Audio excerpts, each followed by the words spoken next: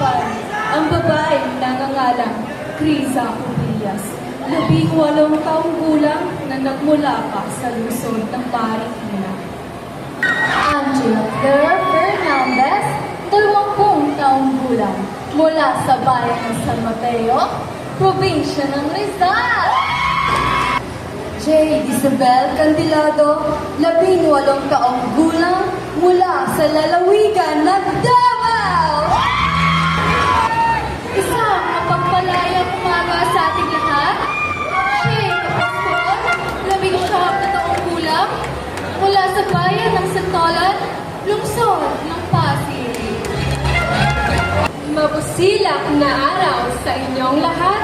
Ako po si Binibining Jewel Masangkay, 17 anyos, kumakatawan sa lungsod ng Antipolo, lalawigan ng Rizal. Mabuhay! Ako po si Maria Melissa Russell, 19 na taong gulang, mula sa bayan ng Tanay, probinsya ng Rizal! Kamusta?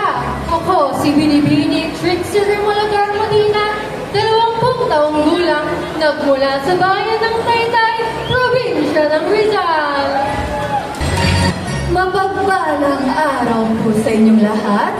Dorsey Concepcion Bartolome, 15 taong gulang, mula sa bayan ng Antipolo, probinsya ng Rizal.